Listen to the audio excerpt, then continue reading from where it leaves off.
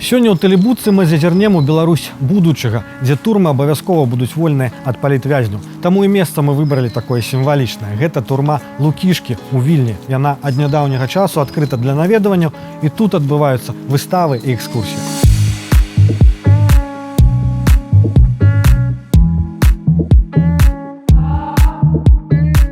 Наш сённяшні госць рабіў кар'еру ў буйной IT-кампаніі цягам 15 год. І тут здарылася лета 2020-го. Ён апынуўся ў віры палітычных падзей. Дзякуючы яму беларусы зразумелі, што іх большасць. І шмат дзякуючы, у чым яму, Беларусь ніколі ўжо не будзе ранейшай. Так выйшла, што ён стварыў код перамогі. Паша, ці ты тут упершыню? Да, первый раз и, надеюсь, последний раз, и желательно в роли гостя. И как тебе атмосфера? Реально тревожно? Да, на самом деле, вот когда ты здесь находишься, когда ты вот ощущаешь, как на тебя давят эти стены, вот это небольшое пространство, когда ты понимаешь, что в Беларуси в такую камеру вмещали 30 человек, а не 2 человека, как должно быть, становится действительно жутко. Ну, безумоўна, мы выбрали гэта месца не каб паздзекавацца ці неяк там пайграць на пачуццях тых, хто сапраўды ў зняволенні, для того, каб паказаць, якой можа быць Беларусь будучыню, у тым ліку вось в плане турмы. Да? Цяпер гэта культурны хаб, як я казаў на пачатку праграмы. У гэтых камерах сядзела, дарэчы, шмат беларусаў. Максім Гарэцкі, Максім Танк, Рыгор Шырма, Браніслаў Тарашкевич. Поэтому гэта место таксама знакавае для нас, і цяпер гэта просто такі помнік ужо часу. Давай пройдзем на месца нашай размовы.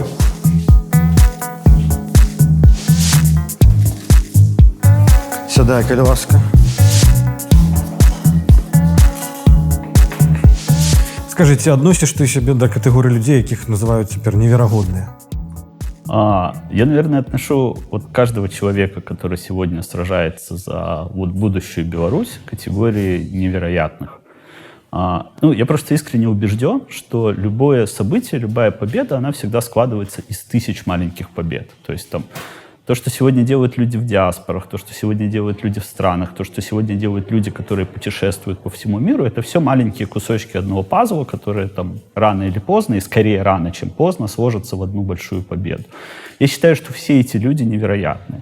Я очень рад, что у меня тоже есть место в этом пазле. Как бы, я не могу оценивать его размер. Я считаю, что как бы, каждая мозаика этого пазла очень важна. Но при этом, да, наверное, могу себя отнести к таким людям, понимая, что таких людей сегодня тысячи. А что ты укладаешь в значение этого слова для себя? Наверное, это способность не смиряться с окружающей действительностью, способность пытаться сделать мир лучше, даже если тебе, твоей безопасности что-то угрожает. Именно поэтому я считаю, что сегодня очень много людей, находясь в крайне некомфортных для себя условиях, продолжают бороться за новую свободную страну. У тебя склался такі вобраз чалавека, які да падзеяў лета 2020-го быў цалкам апалітычны, але ці так на самой справе? Та политика, которая сейчас происходит в Беларуси, это политика в плохом смысле, да, то есть это не политика уже, это просто там диктатура, террор, режим пытается остаться, и против этого люди борются. То есть люди же борются не за то, чтобы какая-то партия сегодня в Беларуси победила, люди борются за то, чтобы прекратился террор, чтобы страна могла там развиваться и двигаться к лучшему. И в этом плане сегодня, наверное, вот каждый белорус, который там за это сражается, он сражается там не за политику, он сражается за себя и за свою страну. И в новой Беларуси, наверное, каждый белорус, как бы, если ему будет комфортно жить, если ему не будет ничего угрожать, он тоже не будет суперполитичным, то есть будет какая-то когорта людей, которая там будет там, за партии, против партии, как это происходит в нормальных цивилизованных странах. Но мне кажется, что сегодняшняя борьба в Беларуси — это борьба не за политику, это борьба за выживание, можно так сказать. Я никогда раньше не интересовался политикой, я никогда раньше не участвовал ни в каких митингах, маршах. И ты мне меньше 10 год тому недзе и рабіў такие календары с прогнозами, так? Да. Как раз социально-политичными прогнозами. Ты мне меньше все ж таки. Конечно. И при этом ты кажешь, что ты не цікавился политикой.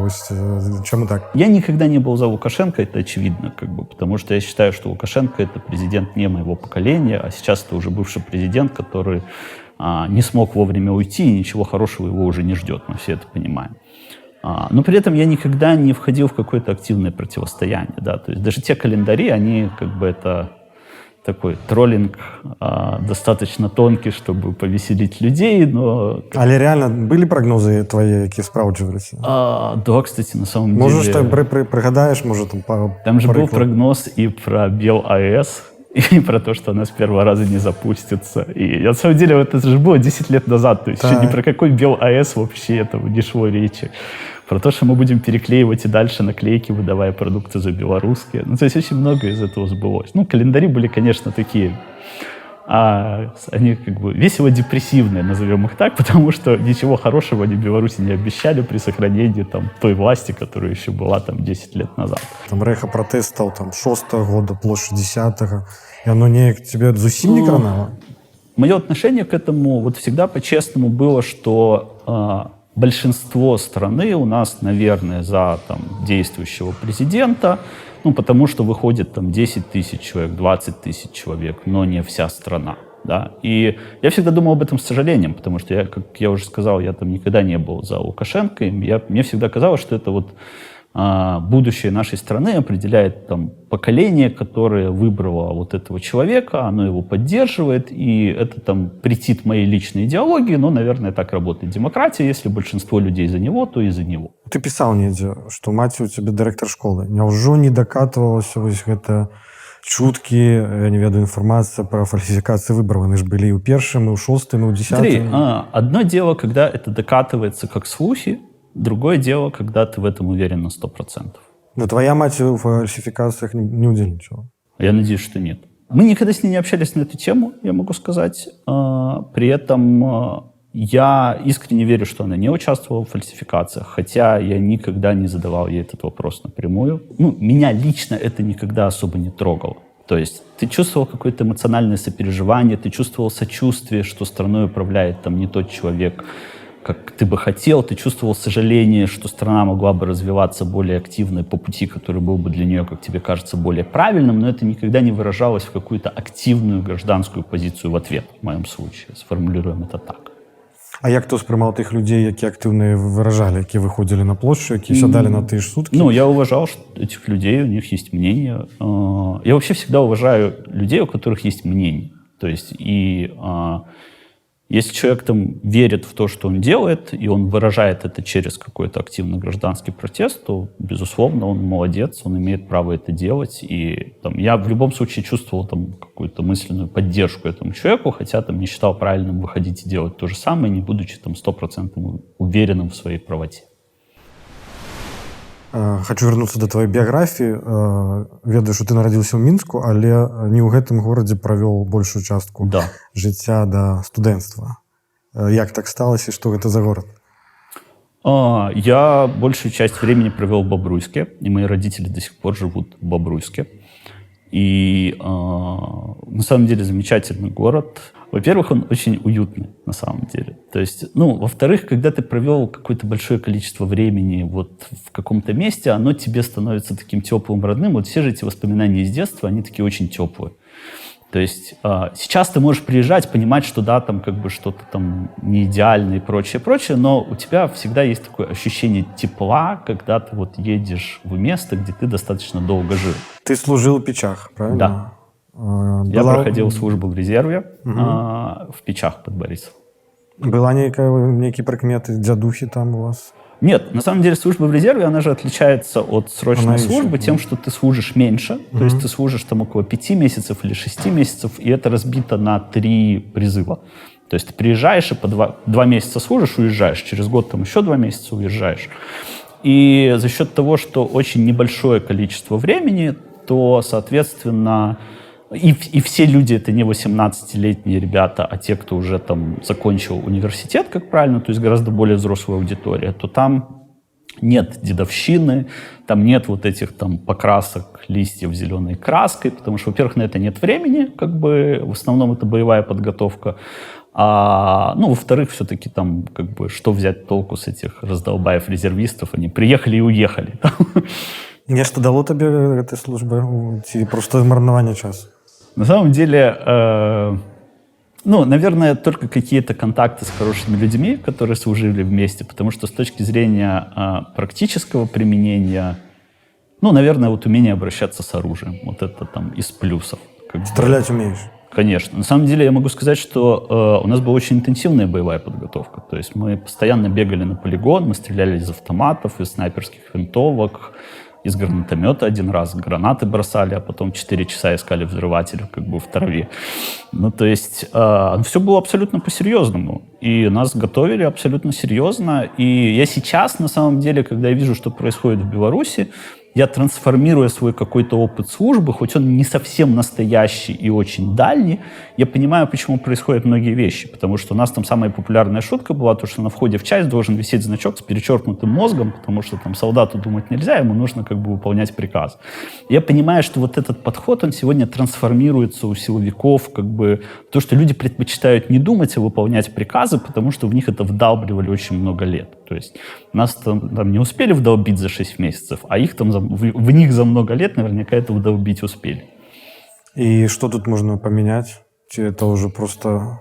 Ну, я думаю, что единственное, что здесь можно менять, это переводить нашу армию на профессиональную армию, на контрактную службу, без всех этих призывов, потому что, ну, мы видели призывников, вот, которые пришли там 18 лет, мы общались с ними достаточно активно, и вот для них, я считаю, это действительно потерянное время, я искренне в это верю. Когда ты приходишь туда как турист там, на 2 месяца пару раз, это как бы... Причем ты приходишь пострелять, а не поработать, как бы это одно.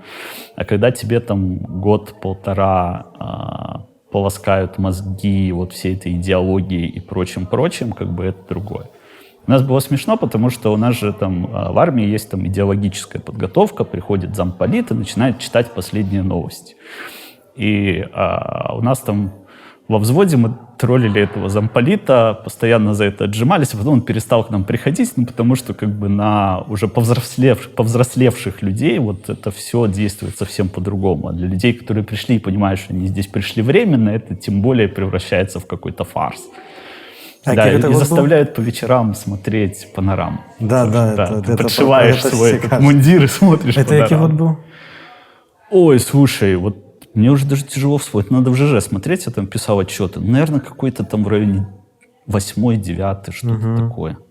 А вось глядзі, калі бы быў загад, калі ты в этой военной части сядзіш, падчуваеш, вас бяруць, як бы на плошчу даставляюць, кажуць, як бы там разганяць, не ведаю, чапляць и так далее. Что бы ты вось зрабіў?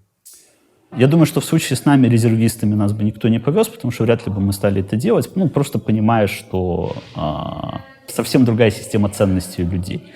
Как бы при этом, когда мы говорим про срочников, у которых это все там по-серьезному и обязаловка, я думаю, что там очень просто, как бы, є телетрибунал, и там достаточно способов запугать людей, чтобы они это делали. То есть в нашем случае... Я думаю, что на тот момент там, ехать куда-то стоять, этот приказ выполнялся. Там, ехать кого-то хватать, это нет. То есть ты бы, в принципе, адмовіўся выконваць загад? Да, я думаю, да. У дарэвалюцыйных сваіх інтэрв'ю і прамовах складваецца ўражанне пра цябе як чалавека цалкам пагружанага ў прафесію. А што ці цікавіць па-за ёй? На самом деле, вот если говорить про какое-то источник там, сил, источник энергии, для меня этим источником является, в принципе, возможность создавать какие-то продукты, которые полезны людям, которые улучшают их жизнь. Да? То есть, ну, это можно там громко назвать там, делать мир чуточку лучше, но когда мы там это атомарно структурируем, как правило, там, когда речь идет обо мне, это какие-то IT-продукты, и возможность через них вот, улучшать что-то вокруг себя, там, в стране, в обществе и так далее. На самом деле, даже если говорить про то, чем я занимался до всех этих событий, то вот как раз во многих интервью я как раз рассказывал там про социальные проекты, которые мы делали совместно с различными там некоммерческими организациями, хосписами, больницами, где-то даже государственными организациями, мы помогали Министерству образования и так далее. То есть я как раз строил программу, когда айтишники могут делать, как мы их называли, социальные проекты, и таким образом помогать обществу. Для меня это основная подпитка. Другая подпитка — это возможность получать какие-то новые интересные знания, встречаться с новыми интересными людьми, расширять свой кругозор. Для меня это очень ценно. И мне очень важно, чтобы вот была возможность постоянно менять какую-то сферу деятельности, узнавать что-то новое, и в том числе как-то вот расти за счет этого в профессиональном плане.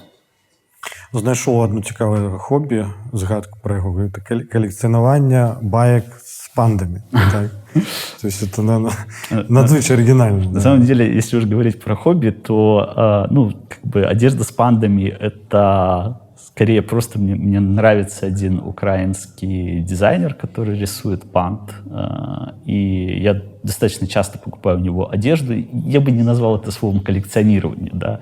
Ну, просто вот мне нравится то, как он рисует панд, да.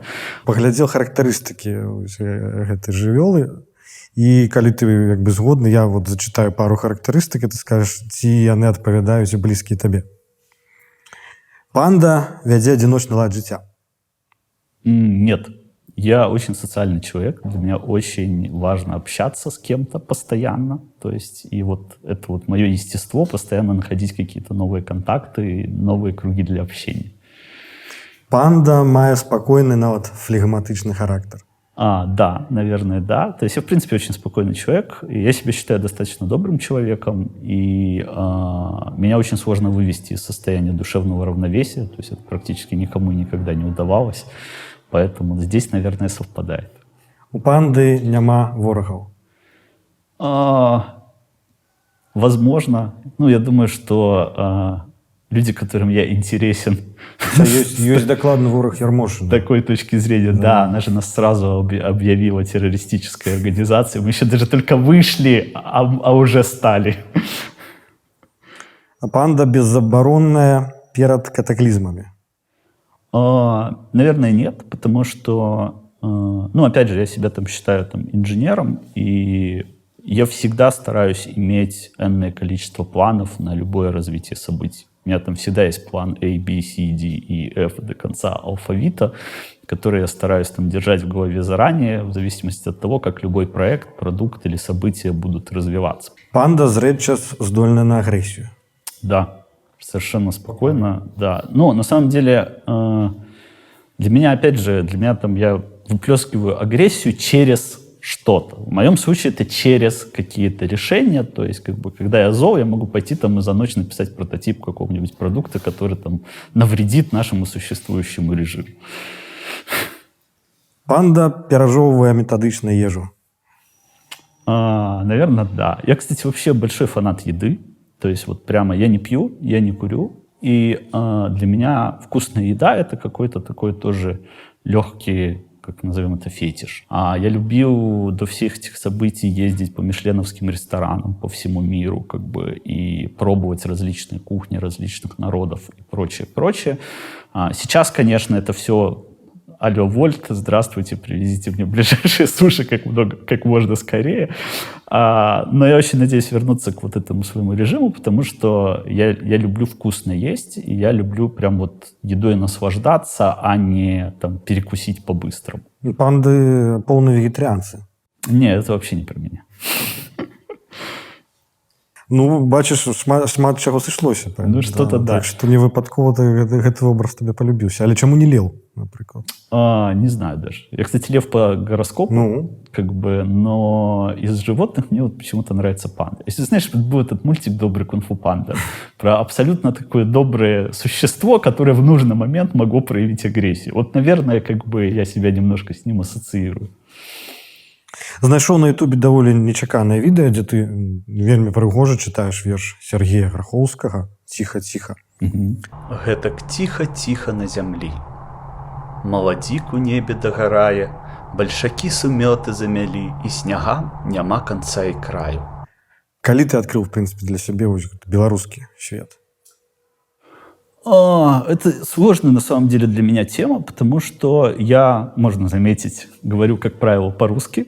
Иногда я говорю по-русски с примесью английского языка, потому что это профессиональная деформация. Я редко говорю по-белорусски. И, наверное, это вызвано тем, что я немножко стесняюсь того, что я уже забыл белорусский язык, что я многие вещи не знаю, что какие-то вещи у меня Тросянка из деревни, где я проводил лето. При этом я понимаю, что белорусский язык очень красивый. И, наверное, в Беларуси будущего я бы хотел, чтобы много людей говорило на белорусском языке, я бы сам перестал стесняться и говорил более свободно. Ну, ты в курсе, что на сайте, например, белорусской чыгунки я не могу, как белорусскомовный человек, замовить себе квиток, потому что укоротка воспринимается как помылка. Нет, я, кстати, не знал. Ну, и таких помылок... И, в принципе, я очень легко сразу же воспроизвел, какой кусок кода там верифицирует это поле, почему оно не принимает. И у меня, в принципе, склалось такое уражение, принаймні, до лета 2020-го, что белорусская мова не котируется в IT-супольности и не воспринимается, ну, не то что усур'ёз, ей просто не існуе для этих людей. Ці так, это... Наверное, я бы согласился с тобой, если бы мы беседовали там год-полтора назад, что в IT-сообществе Беларуси белорусский язык не часто используется, как минимум в обиходе, для общения, при создании продуктов. Ну, понятно, что при создании продуктов в Беларуси все-таки большинство компаний старается делать белорусский язык. Где-то это получается, где-то не получается. Сейчас я вижу гораздо большее количество людей, которые поворачиваются к белорусскому языку и стараются использовать белорусский язык. Все больше продуктов, которые выходят, они тоже как бы стараются иметь там белорусский язык как дополнительный язык, кто-то как основной язык. Поэтому я считаю, что тенденция, она сегодня абсолютно положительная и в сторону белорусского языка. Я искренне верю, что когда там наш замечательный, в кавычках, режим падет, то вот эта трансформация начнет происходить гораздо быстрее. Потому что сегодня, в том числе, мне кажется, одним из больших препятствий для белорусизации является то, что в большинстве государственных учреждений по-прежнему ты не воспользуешься белорусским языком. Калі б табе вось гады полторы таму показалі скрин со сторонки, дзе ты вылучаешься делегатом на альтернативный народный сход, ты бы в это поверил? Нет. Ну, на самом деле, абсолютно нет. Я тебе больше скажу, что вот я еще раз хочу повторить, что вот чуть-чуть коснувшись вот всего этого, назовем это, политического для меня мира, то есть вот этих вот реальных политиков, реальных обсуждений, реальных дебатов и так далее, я понимаю, что я хочу быть от этого как можно дальше. Потому что я считаю, что современная политика — это какая-то такая штука, где очень много людей, которые очень много говорят, и очень много действий, которые происходят. А мой мир, он совсем другой. Он состоит из действий и практически не состоит из разговоров. Поэтому я себя в этом вот мире политиков чувствую очень чужеродно и очень бы хотел как можно быстрее так тихим сапом свалить оттуда. Але ты разумеешь, что палітычныя вось гэтыя працэсы, яны немагчымы без тэхналогій. Конечно. И наоборот, я могу сказать, что технологии тоже требуют дополнения в виде каких-то политических процессов. Ну, потому что сама по себе абстрактная технология, она может сработать только для какого-то очень нишевой штуки. Ну, вот голос, например, как бы он сработал как абсолютно нишевый инструмент для там проверки фальсификаций. При этом мы все равно имели колоссальную поддержку от Объединенного штаба, от организации «Честные люди» там, и так далее и тому подобное. То есть мы им очень благодарны, потому что вот я считаю, что это тот случай, когда там политические организации поддерживали технологическое решение. Поэтому получилось очень хорошо вместе органично это все сделать. При этом какие-то другие вещи, они сегодня тоже требуют легитимизации политической. Когда вот мы сейчас создаем какой-то продукт, мы просим наши демократические силы его поддержать, понимая, что так мы получим больше доверия и большее количество аудиторий, которые доверяют этим демократическим силам, которые, в свою очередь, поддерживают технологическое решение. Ну, ты вот згадывал, что вы рабілі проекты с белорусскими чиновниками, некие социально там громадско важные.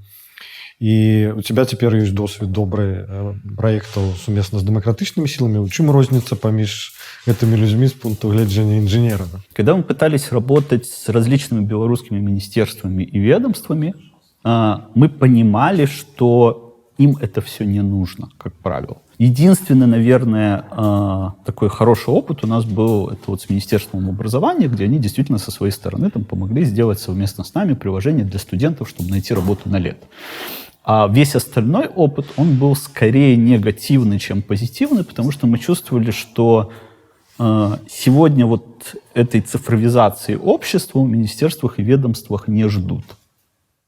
А вот с новыми политиками? Сейчас же все находятся в той ситуации, когда цифровые технологии — это один из там немногих доступных способов взаимодействовать с белорусским обществом, потому что все физическое пространство практически полностью закрыто сегодня. То есть при том уровне репрессий и террора, когда там людей сажают за носки или за флаг, вывешенный в окно, понятно, что физическое присутствие сохранять становится практически невозможно.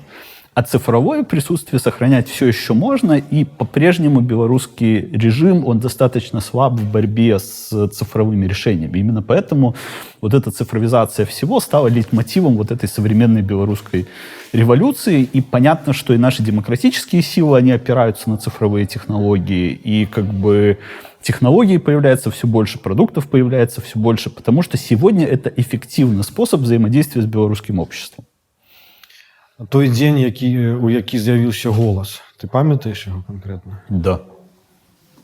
Что это был за день? Вот опиши. На самом деле этот момент. Это очень интересно, потому что мне почему-то многие приписывают, что я придумал голос, но это неправда.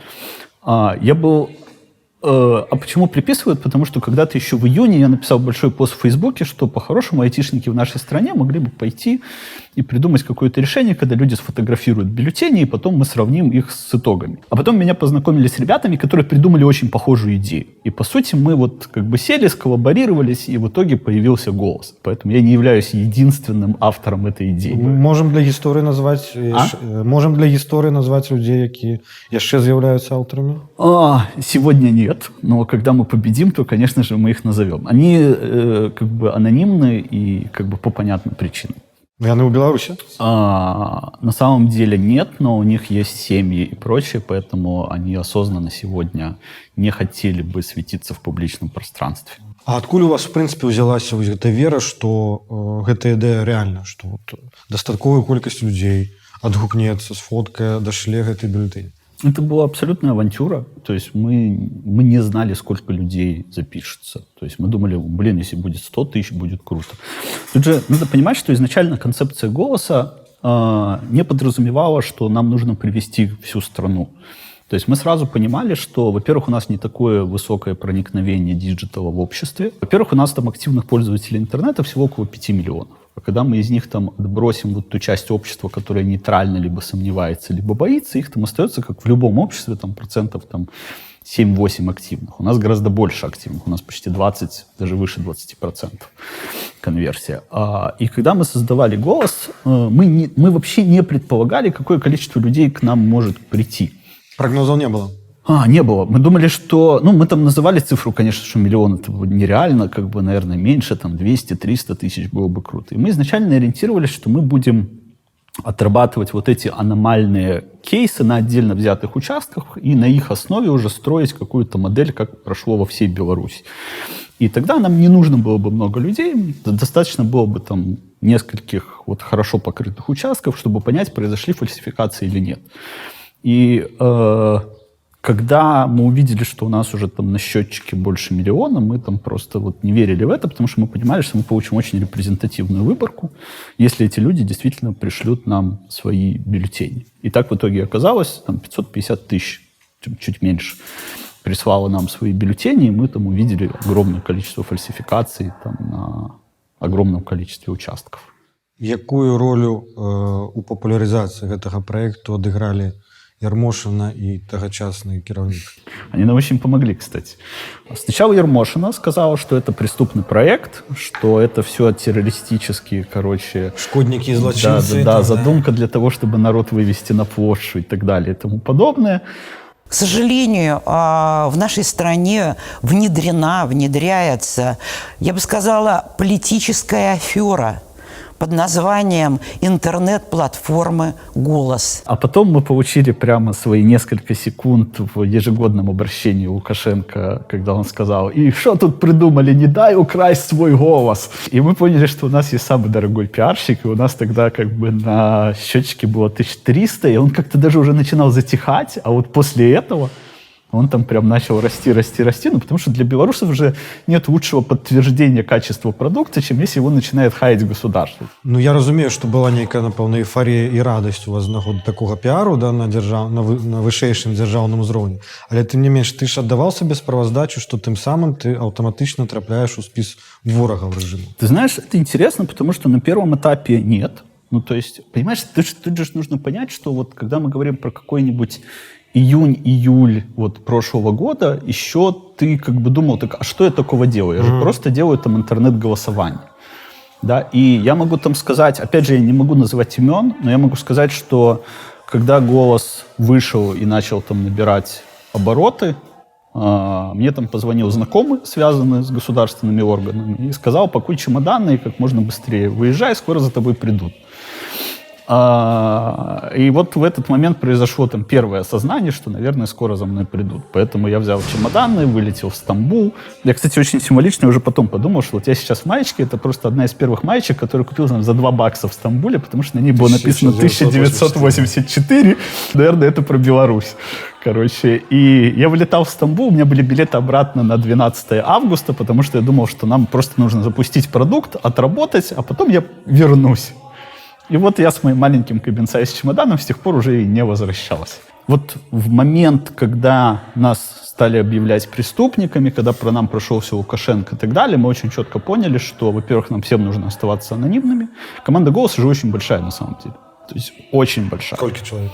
Ну, на пике было больше 40 человек. То есть сейчас меньше, понятно, но при этом как бы из команды «Голоса» в паблике нахожусь там только я и Таня Курбат, наш пиарщик. Ну, табе ў пэўны момант стало страшно? З улікам таго, што у тебя тады цяжарная жонка была, так? Да, вот мне на самом деле как бы было страшно. Ну, оно же приходит потом осознание того, что за тобой будут охотиться, что назад ты вернуться не можешь, что могут отыграться на семье и так далее. Стало понятно, что назад уже как бы возвращаться сейчас нет никакого смысла, поэтому уже 14 августа я переехал из Стамбула в Киев, и жена приехала ко мне, и с тех пор мы уже вместе ездим по разным странам. І все ж таки я хочу до конца зразумець, навошта табе, чалавеку, які зрабіў выдатную кар'еру, які меў там заробак, добрую працу, ісці на такую рызыку. То есть вось твоя дакладная канкрэтная матывацыя, і ці паўтарыў бы ты гэта, ведаючы ўсё? Повторил бы, не задумываясь. И единственное, о чем я жалею, это о том, что, наверное, если бы «Голос» вышел чуть раньше, мы бы набрали еще большую аудиторию, еще более явно бы сделали вот показ всех этих фальсификаций. А так, слушай, тысячи белорусов же продолжают делать это все. Это, наверное, потому что у них у всех есть вот это чувство внутренней несправедливости. И многие, включая меня, там ставят действительно на кон свое там благосостояние, жизнь и прочее, прочее. Совершенно не важно, сколько ты зарабатываешь и какое у тебя благосостояние, если у тебя все это могут забрать вот, за один день. И никакие суды тебе не помогут, никакие оправдания. Ну, то есть, когда страна становится настолько неправовой, то уже как бы неважно, как бы, в каком социальном положении ты находишься. Все равны перед беззаконием, я бы вот это так назвал. А блокование интернета было сюрпризом для вас? Нет, мы были уверены, что интернета не будет. Изначально механика же работы «Голоса» не требовало, чтобы люди свали фотографии в тот же день. Мы считали, что ты можешь отрубить интернет, ты не можешь ты не можешь удалить миллионы фотографий в телефонах людей. Как бы, поэтому интернет появился, люди начали досылать фотографии. Я уверен, что мы потеряли какую-то часть людей из-за запугиваний на участках, из-за того, что не было интернета несколько дней, но все равно мы получили там больше, чем 500 000 как бы, бюллетеней, и нам этого было более чем достаточно. Вечер 9 жніўня. Як ты его провел? В Стамбуле следил за тем, что происходит в Беларуси. Следить было очень тяжело, потому что уже тогда были проблемы со связью. Что-то работало, что-то не работало. Где-то обрывками какие-то фотки попадали в Телеграм. И уже тогда было понятно, что, как прежде, уже не будет. И уже тогда, поскольку там уже предварительно там стали говорить, что вот Лукашенко победил и так далее, мы уже тогда понимали, что будут фальсификации.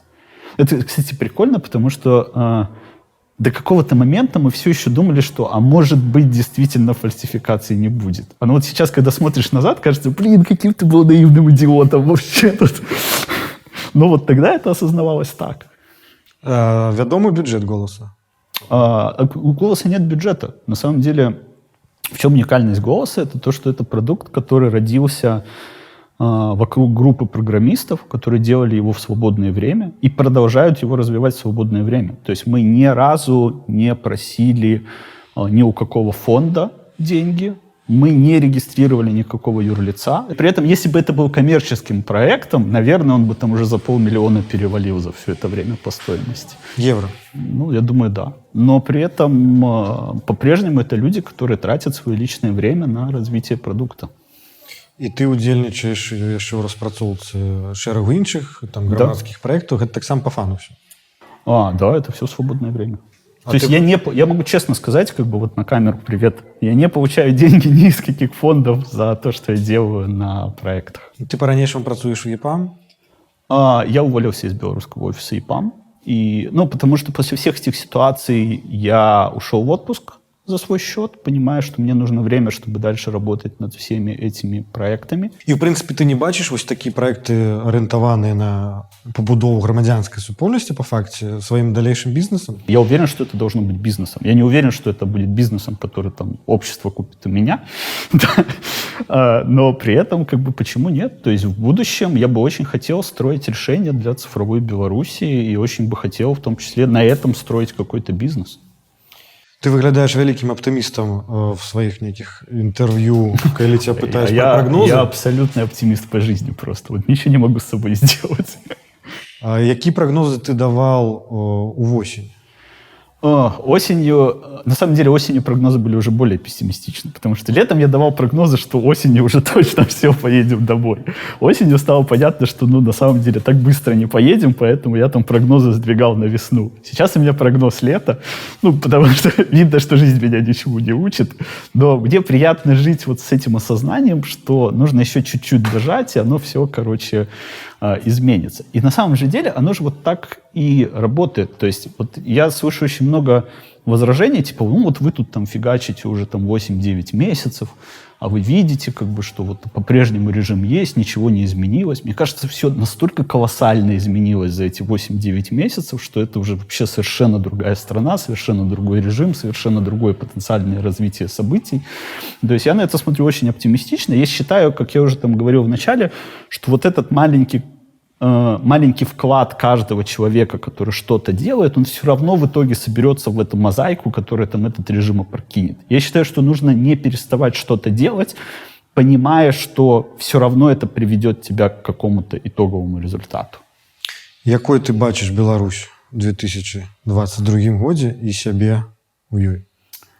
Я думаю, что Беларусь уже точно должна быть свободной в 2022 году. Пересовывать уже не будем, твой прогноз. Да, уже не хотелось бы. Я бы очень хотел делать различные решения, то есть по цифровизации общества, по цифровизации процессов. Я вообще большой идеолог того, что Беларуси не нужны все эти министерства и ведомства. Сегодняшние технологии позволяют существенно уменьшить количество людей, принимающих решения, но дать этим людям инструментарий, который позволит принимать эти решения более эффективно. Вот я за это, и я бы очень хотел это делать. Мне кажется, что Беларусь сейчас находится в очень интересные ситуации. Опять же, это в некоторых интервью приводил аналогию, что там некоторые африканские страны не застали проводных телефонов и не сразу прыгнули в мобильную связь. И, соответственно, мне кажется, Беларусь точно так же сейчас может совершить такой сразу же скачок в цифровую эпоху, в которую там даже многие европейские страны еще там не дошли, просто в силу каких-то своих там долгих процессов и прочего-прочего. А белорусское общество, оно уже сейчас настолько вовлеклось в технологии, что, в принципе, строить дальше какие-то технологичные решения можно уже гораздо проще, чем сегодня. Ты кажаш, што вось гэтыя ідэі они фактычна скарацяць той же чыноўнічы апарат, наколькі, в прынцыпе, процентов, і што рабіць гэтым людзям, потому что я думаю, што гэта самы вялікі страх беларускага чыноўніка, што яго скарацяць і выкінуць. Да, возможно. Жалко ли мне? Да ни капли. Я общался с большим количеством чиновников в Беларуси, еще когда мы делали социальные проекты. Я искренне не понимаю предназначения очень многих ролей, людей, что они делают. И вот на сколько процентов потом это? Я думаю, что 50 вообще легко можно сократить, а остальные уже посмотрим. То есть, и я считаю, что это правильно. То То есть я считаю, что, вот эта проблема отмирания каких-то профессий и появления новых профессий, это же не только про чиновников, это же, в принципе, проблема современного мира. Да, вот вся эта цифровизация, постковидная эпоха и так далее, они показывают, что большое количество каких-то профессий там отмирает, устаревает. Я думаю, что количество людей, работающих в турфирмах, сократилось там за последние 2 года, наверное, там больше, чем на 50%. Назовешь такие самые перспективные, на твой пункт гледжання, профессии, там, скажем, 2-3? Если говорить про IT, то это там дальнейшее развитие там cloud, то есть cloud-архитекторы, они уже сейчас прямо так вот начинают зарождаться как отдельная сущность. Если говорить просто про там весь мир, наверное, это будет дальше связано уже с вот этими self-driving cars, машины, которые ездят сами. Вот ведь я иногда говорю, что мне иногда проще вспомнить по-английски, чем по-русски. Что-то будет связано, я думаю, с творчеством, потому что эмпатия, креатив, творчество, они начнут очень активно вытеснять какие-то рутинные действия, которые как раз-таки будут уже автоматизированы там, скриптами, роботами там, и всем остальным. То есть я думаю, что мир будет двигаться вот куда-то в эту сторону. Я, кстати, искренне верю, что сейчас начнется снова бум таких ремесленных профессий, когда будут очень цениться вещи, сделанные не на производстве, а вещи, сделанные как бы персонально, руками. Вот. И сейчас вот этот пласт, он снова там начинает тоже в обществе расти. И если человек не готов меняться, то его профессия просто отомрет, и он действительно не будет знать, что делать, если он не готов переучиваться. Потому что я искренне верю, что еще там лет 10-15, и профессия станет чем-то временным в твоей жизни, и ты будешь готов за жизнь поменять там 3-4 профессии, чтобы, в принципе, оставаться актуальным в современном мире. То, что у нас есть чиновник, который умеет быть... Да, які адміраюць. Ты назвал уже турагент, хто еще, кому треба подумать уже теперь? Вот сейчас, кстати, происходит очень интересная тряска вот всей этой офисной недвижимости, когда вот стало понятно, что офисы-то по сути не нужны, и 50% людей, которые выехали из офисов, там не хотят возвращаться обратно. Опять же, посмотрим на классических таксистов, например, то есть им сначала на смену стал приходить там Uber, Bolt, все остальное, сейчас это все переходит на модели каршеринга, а в будущем есть там следующее направление, которое уже в некоторых странах начало использоваться, когда люди просто свои собственные машины, вот, которые им принадлежат, начинают отдавать в каршеринг. Человек утром приехал на работу, ему машина до вечера не нужна. И он, по сути, ее там сдает в некий там каршеринг, когда этой машиной пользуется кто-то другой, при условии, что ему пригонят эту машину вечером к его работе. Вот пакуль у размове з табою усе гэтыя лічбы і тэхналогіі яны так выключна зяюць нейкім, выпраменьваюць просто святло і добро. Але можа быць і наадварот, правильно? Конечно. І калі вось дыктатура ўсё ж таки асэнсуе, што гэта вялікая там каштоўнасць і зброя, да? Што рабіць тады? То есть ёсць тут варианты. Я могу сказать, почему мы смотрим на это сегодня оптимистично. Да? Во-первых, потому что если посмотреть на государственный аппарат, то это, как правило, бывшие силовики, то есть там, бывшие военные, там, того возраста, когда люди уже там, технологии ассоциируют там, с поговорить друг с другом в Вайбере, найти друг друга в Одноклассниках. То есть у них там нет особого понимания, что такое сегодня цифровые технологии. С другой стороны, почти все IT в Беларуси, оно же частное. То есть я думаю, что им просто не хватает нужного количества хороших специалистов, которые бы могло противостоять там, современным цифровым технологиям. И более того, я думаю, что поскольку там, люди в нашем режиме, они, как правило, очень там, эгоцентричны, то там, позвать 20-летнего парня, который будет им советовать, что делать, они, скорее всего, не могут, просто потому что это уже не положено по возрасту. Либо, вот как мы последнее время замечаем, гораздо более активно там пропаганда начинает работать, от того, что всех деанонимизируют, всех посадят, они начинают закупать ботов, которые там начинают там, от фальшивая Нехта, фальшивый Тутбай, фальшивая там радио Свобода, там все остальные, а на больше их пока что и не хватает. И, скорее всего, их на больше не хватает, потому что они не понимают, что с этим делать. И, более того, они не сильно там много могут с этим сделать. Просто выключить интернет во всей стране, но тогда Беларусь вообще долго не протянет. А вось гэты вобраз пра дзяржаўнага праграміста, да, які вот стварае з таго боку нейкі там фейкі, боты. Гэта хто, у твоім уяўленні? Гэта якія партрэты яго? Я думаю, что, ну, во-первых, я думаю, что таких людей немного. Во-вторых, я думаю, что сейчас они используют помощь России. Я не верю, что у них хватает штатов в Беларуси. Вот прям искренне не верю. Я могу пояснить, почему. Потому что ну, у нас же в государственных структурах действует, как правило, там, госрегулирование зарплат. И частные компании очень хорошо знают, что происходит даже со студентами, которых на распределение пытаются запихнуть в эти государственные компании. Они выплачивают просто свое обучение, идут работать в частную компанию, понимая, что они отобьют это обучение там за несколько месяцев. И когда мы делали все эти социальные проекты, каждый раз мы сталкивались с фразами: у нас нет программистов. У нас там есть какая-то компания, которая обслуживает сразу все наши там половину ведомств и сервисов, у них не хватает людей, у них не хватает знаний и так далее и тому подобное. Поэтому понятие «государственный программист», оно для меня что-то такое очень маленькое, нишевое и, как правило, очень возрастное. То есть это люди, которые там уже там много лет работают с какими-то там технологиями, специфичными для какого-то конкретного предприятия или структуры. Да, для меня это сегодня там скорее маргинальная прослойка. Ну, вот как-то так. А стан цяперашняй IT-індустрыі ў Беларусі, як ты ацэньваеш адным словом? Плачевно. То есть, ну, наверное, это слово плачевно, потому что огромное количество хороших специалистов уже уехало из страны. І наколькі хутка вось пры зменах IT-індустрыя можа аднавіцца? Очень быстро. Ну, во-первых, абсолютное большинство людей, которые сейчас уезжают, они уезжают с прицелом, что они уезжают временно, и они потом вернутся. Точно так же, как я, например. Да? То есть я абсолютно уверен, что это там временный этап моей жизни, и мне там нужно возвращаться в Беларусь. Я там, идя по магазину и думая, купить ли мне что-то, думаю, тянуть это потом домой, короче, лучше не буду покупать. Вот я сейчас живу с таким отношением. Наверное, если я еще год здесь проживу, оно изменится. Платишь за белорусский номер? Да, конечно. Знакомая ситуация. Но все номера, двухфакторную аутентификацию перевел на литовский. Наконт будучыні. У савецкія часы быў такі тренд, што любілі пісаць лісты ў будучыню, ведаеш, закладваць капсулы будучыні, у іх класці нейкія прадметы.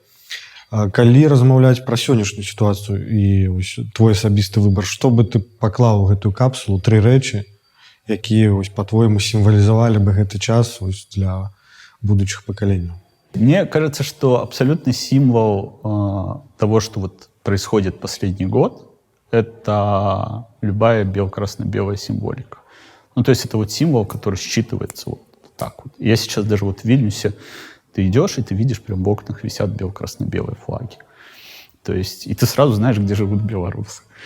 И вот мы тоже снимаем сейчас квартиру, и у нас тоже вот из окна выглядываешь, и в соседних домах висят красно-белые флаги. И это уже у тебя очень стойко ассоциируется с каким-то, знаешь, таким, с переменами, с чем-то светлым, с чем-то вот, что создает вот это будущее, к которому ты вот-вот придешь. Вот у меня сейчас очень стойкая ассоциация с этим символом. А калі гэты сцяг стал твоим? Калі ты зразумел, что он твой? Ну, наверное, вот в последний год. То есть, при том, что, ну, я такой очень прагматичный человек, для меня символика, она всегда там вторична, третична и так далее и тому подобное. Хотя вот здесь я честно могу сказать, что вот это, наверное, единственная символика, которая какие-то эмоции во мне побуждает, понимая, как много за ней стоит. Вот. И вот это, наверное, разница, когда там какая-то символика рождается в обществе, которое понимает, что за ней стоит, она ценит эту символику гораздо больше, чем когда это там приходит через учебник истории или еще что-то. Так само прапанова до наших гледачоў, пішыце ў каментарах вось гэтыя 3 рэчы, якія вы лічыце самымі важнымі для нашай эпохі, каб пра нас лепш зразумелі нашчадкі. Пры канцы кожнай праграмы робім падарунак госцю. Надеюсь, это голова Лукашенко. Ну, хотелось бы, я думаю, что это само собой натуральным чынам павінна адбыцца. І я ведаю пра твой інтарэс захоплены зорнымі войнамі. О, да. Угадал, так? І, па сутнасці, гэта ж гісторыя нейкага такого змагання, да, і гісторыя перамогі. Таму хочу табе падарыць такі сімвалічны падарунак. Это светловый меч. О, Это светловый меч. крутяк. Спасибо І большое. пажадаць, каб і наша перамога беларуская адбылася чым мага хутчэй, ну і няхай з табой будзе моц. Спасибо большое. Дякую за размову. Очень приятно. Да, вот «Звездные войны» — это прям моя І любовь. зараз патэсцім. Открываем. Давай. О, То есть эта штука, она будет светиться, коли ты опранешь вот эти окуляры. ага. Как оно? Оп. Понатискай там каких-то кнопок. Да, слушай, ну это одна кнопка. Где-то какая-то кнопка на окулярах. Ну, можно заняться читанием инструкции. Вот, Слышишь, ты прям присесть. Обижаешь. Программисты инструкции не читают. Метод тыка наше все.